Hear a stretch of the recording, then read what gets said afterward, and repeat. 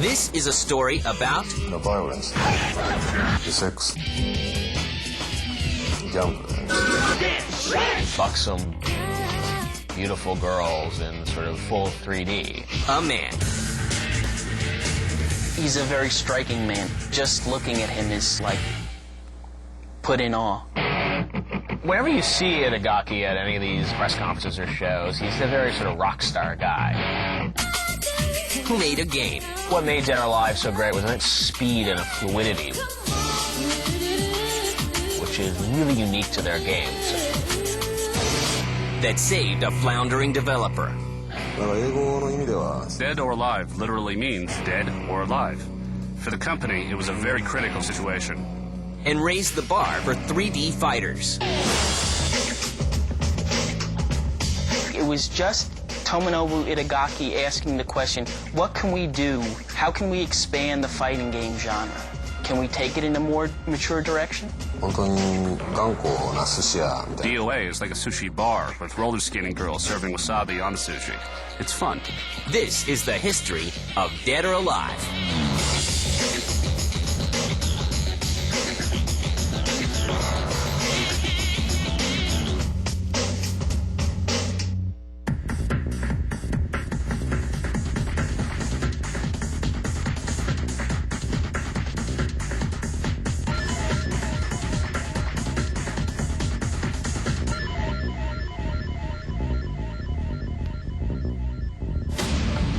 While growing up in Japan, Tomonobu Itagaki knows exactly what he wants to do when he grows up.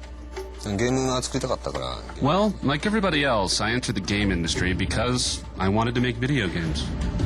His wish comes true in 1992. いや特にテクモとかね、セガっていう。 I had no idea which company would be good for me, so I didn't care if I worked for TECMO or Sega. And TECMO was located close to where I lived, so that's why I chose TECMO. Its big American hit was TECMO Bowl for the NES. Ready, down, put. And that was just a simply brilliant football game. And it was surprising because it came from a Japanese company. 最初はスーパーファミコン。 I worked as a graphic programmer for the Super Famicom in my early days at TECMO. Itagaki's first project is TECMO Super Bowl for the Super Nintendo. As he climbs the corporate ladder at TECMO, a new innovation in fighting games shows up in arcades. The big development in fighting games in the early 90s was moving to 3D. The early pioneers in 3D fighting games, you have to speak about Yu Suzuki and the Virtua Fighter series. Just when that came out in the arcades, it was astounding. People had been used to fighting in 2 dimensions, moving back and forth and maybe jumping over one another, but not actually moving in 3 dimensions. But while arcade fighting games are going through a minor renaissance, TECMO is facing troubled times. 大赤字でね。 TECMO was not in great shape. They had a lot of deficits for 2 years. So in terms of business, if the company had 3 years of consecutive deficits, it would have been very critical. The up-and-coming developer makes a bold move. 今のうちの社長と I made a deal with the current president, Mr. Nakamura, to start a project. I made a promise to him that I would make a game that would sell.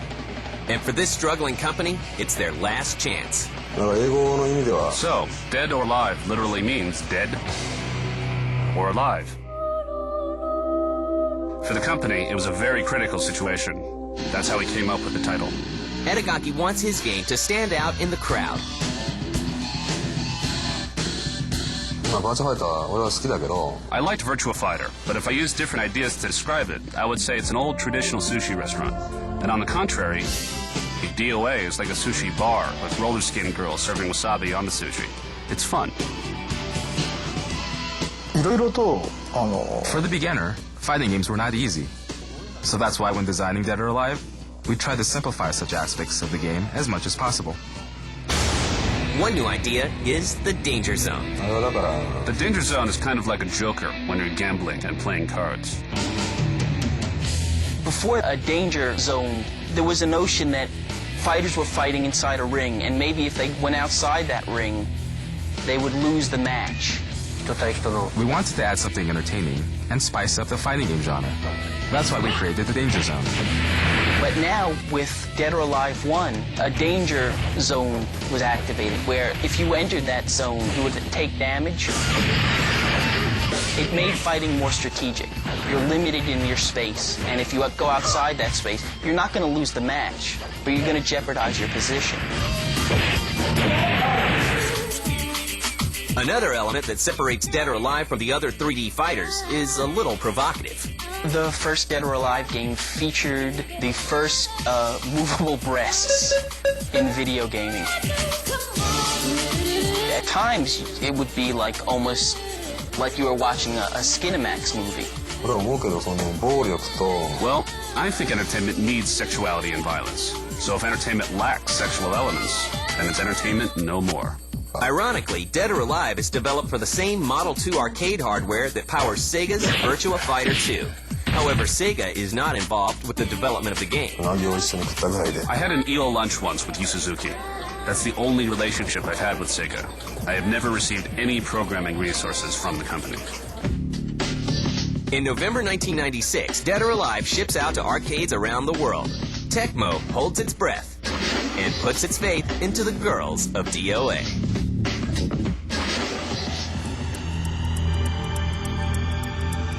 It's November 1996, and Dead or Alive has just shipped off to arcades. The game is one of TECMO's last gambles to stay in business, and it hits the jackpot. The first Dead or Alive did very well in terms of sales. It was certainly a very good game to play. 中村は満足してるでしょ Well, Mr. Nakamura was very happy about the success of DOA, so other Tecmo games could be created and sold. The previous year, TECMO posted a loss of $5.2 million, but in 1996, TECMO pulls in a profit of $9.2 million, thanks in part to Dead or Alive. What made Dead or Alive so great was that all of Tecmo's games have a speed and a fluidity which is really unique to their games. There's just an amazing sense of control about the game. ゲームデザイン I'm different from the other game designers because I work to win. So my way of thinking is much different from the others. Work begins on home versions of Dead or Alive, as well as a sequel. To get the job done, Itagaki creates his own development team made up of the best from TECMO. まずそのブランディン It グ was reasonable to establish a brand because at the time, Tecmo was not releasing a lot of games. That's why we were trying to create a new brand. And that's why Team Ninja was created, to give Tecmo an identity. 覚えなければならないこと Team Ninja members all have certain levels of skills. Compared to other development companies, ours is much higher. It's easy to work with such highly skilled people. Team Ninja is a mystery. Tomonobu Itagaki really likes Team Ninja to be sort of like Ninja-like in the way it handles itself. Itagaki doesn't let people inside it. Very few people ever get to see the inner workings of Team Ninja. He's not very active in speaking about its history. He likes it to be sort of in the shadows. He likes the games to speak for themselves. Team Ninja was created to turn the table, to change the situation of the company, which was in bad shape. In September 1997, Dead or Alive is released for the Sega Saturn. It comes to the PlayStation 1 year later. Dead or Alive was remarkable because it really did 3D fighting well on the PlayStation and on the Saturn. And those systems were just beginning to find themselves in terms of three-dimensional fighters. The developers were sort of struggling, like how do we get to push all these polygons and to still make a good, smooth fighting game? Dead or Alive was one of the first ones to actually do it very, very well on a home console. In 1999, Dead or Alive 2 hits arcades. Dead or Alive 2 improved on the original in a lot of ways. Beyond the graphics, the amount of move sets available for the characters expanded greatly. キャラクターっていうこと Each character has their own separate story.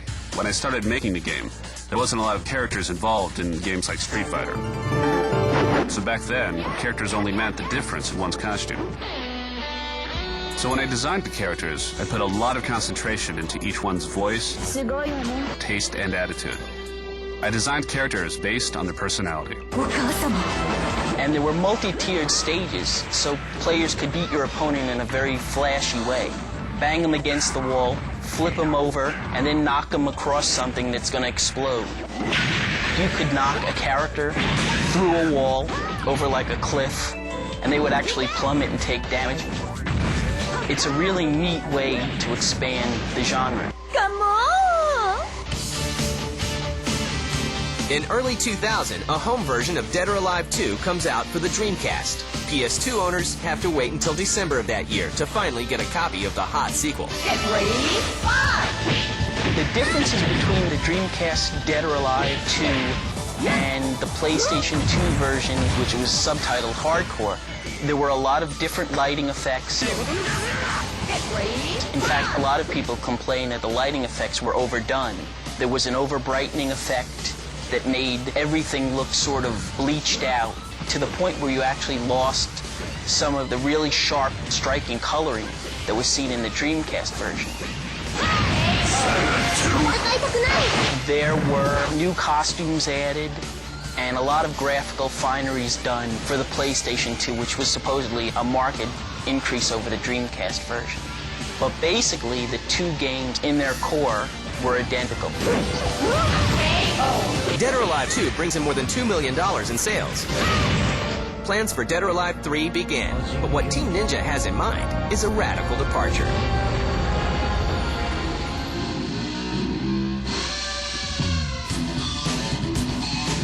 By 2001, the Dead or Alive series is in the same league as other 3D fighting classics, such as Virtua Fighter and Tekken. But Itagaki wants to set the bar even higher with the next edition. To do so, he makes two bold decisions. The first is to skip creating an arcade version of Dead or Alive 3. だってアメリカにもうアーケー In ド the American market, even though you can still find arcades, it's pretty dead, so it's useless to provide arcade games for them. It's the same situation in Japan, so it's useless to provide arcade games for them as well. The second is to develop the new game exclusively for Microsoft's new console, the Xbox. 多分一番その One of the most important reasons why we developed the OA3 exclusively on the Xbox was that we could concentrate on just making the game. プレイステーション2で In the case of the PlayStation 2, when we want to realize an idea, we can't concentrate on just making a game. It involves preparing a specific library just for our ideas. That's too troublesome. Working on the Xbox was an ideal situation. We could concentrate solely on making the game. Fan reaction to the Dead or Alive series going on Xbox was certainly mixed. Tomonobu Itagaki made a conscious decision to take Dead or Alive to Xbox. A lot of fans were disappointed by that, but a lot of Xbox fans were ecstatic. It's a very good series and it's now exclusive to Xbox. まずなんでね Xbox にしたのか I didn't think choosing to develop exclusively on the Xbox was a big gamble, because comparing the machine specifications to systems like the PS2, Xbox was much higher. I make my games to win. I can make a better game with a higher spec machine, so as a writer, I'm like a fighter pilot. The PS2 is like a Zero fighter, while the Xbox is like a Hellcat. I had confidence to win with the Xbox, so it was quite easy. In November 2001, Dead or Alive 3 comes out exclusively for the Xbox, and gamers are floored by the new title. It was a great game, great fighting game. And, you know, people really liked the idea of having this sort of fantastic fighting game that showed off the power of the Xbox. But without Dead or Alive 3, I think the Xbox would have had trouble porting a lot of the hardcore fans who absolutely need a great fighting game on their gaming system. Dead or Alive 3 did very well on Xbox. It was a launch title. Tomonobu Itagaki and Team Ninja got the graphics spot on. They showed the world exactly what the Xbox could do. He expanded on the notion of multi-tiered stages. Not only could you knock somebody off a platform, say, but you could knock them off a huge platform, and they would go through a floor and bounce down.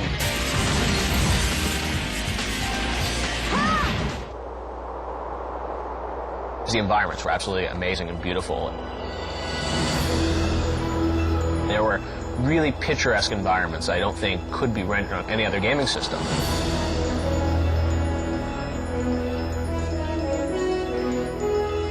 And for a company like Microsoft with the Xbox, their goal was to really try and, you know, find games that would show why the Xbox is a better system than the PlayStation 2. And Dead or Alive is one of the only games, I think, that really sort of showed the power of X, as they say. Both Microsoft and TECMO win big. Only 5 months after its release, Dead or Alive 3 sells more than 1 million copies worldwide. Already, Itagaki has plans for another addition to his growing franchise. But what he has in mind is a little different.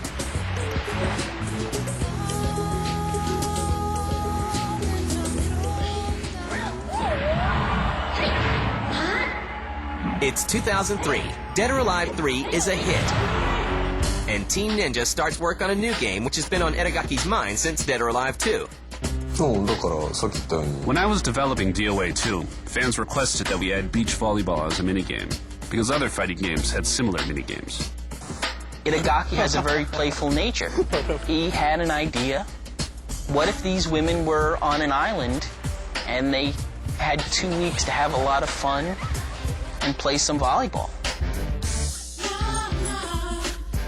You know, maybe from just a simple daydream, you know, a whole video game emerged. やるんだったら一つの But I didn't want to put this very simple idea into my series. So when I made the beach volleyball game, I wanted it to be a standalone title. In January 2003, Itagaki's self-proclaimed gift to gamers is released in the form of Dead or Alive Extreme Beach Volleyball.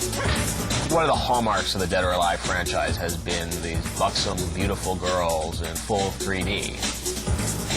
That's like what people associate with Dead or Alive, or these, you know, kind of completely over-the-top girls that Itagaki really prides himself on creating these sort of amazing babes. いやだってさっきも言ったように I'm creating entertainment rather than just a video game.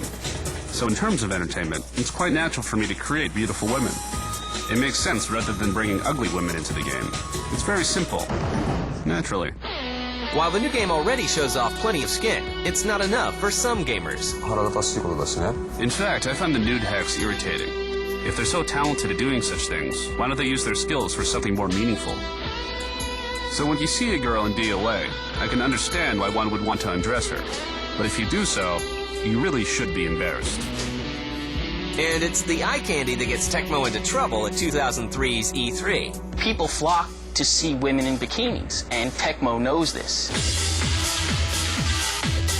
Dead or Alive beach models promoting Dead or Alive Extreme Beach Volleyball threw out volleyballs, and people would go nuts. It's just good fun. At times it's become such good fun that fire marshals had to come and actually close TECMO down for a while. While the world falls in love with the women of Dead or Alive, Itagaki and Team Ninja continue to expand the DOA franchise. Due out in 2004 is Dead or Alive Ultimate, the first DOA game with an online element. Dead or Alive Ultimate was only shown on huge screens at E3. There were a lot of striking images shown. Just absolutely insane. There was this one where you were in sort of this like African safari. One of the fighters knocked the other into a pool and then picked him up and spun him into an elephant. People love that stuff. It was very well received. デドライブアルティメットっていうのは Dead or Alive Ultimate is like an archive. We're releasing it for fans of Team Ninja's work, such as the DOA series and Ninja Gaiden. The ultimate thing that they've done, so to speak, is bring the game on Xbox Live for online fighting. And because Dead or Alive is so fast-paced, I think that's what people love about the idea of doing it online. And there are still more Dead or Alive games in the works beyond DOA Ultimate. ドライブクロノスって Dead or Alive Code Cronus is the world of Dead or Alive 0, before the first DOA. オープニング CG が You've seen the opening movie in Dead or Alive Ultimate with the children. Dead or Alive Code Cronus has a relationship with that movie. As far as Dead or Alive 4, it's coming out for the next Xbox.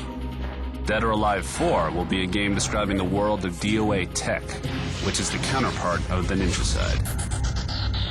Dead or Alive has grown to be one of TECMO's most successful franchises, thanks in part to its mysterious creator. Everybody give it up for the amazing Tomonobu Itagaki. He's a very striking man. Just looking at him is like put in awe.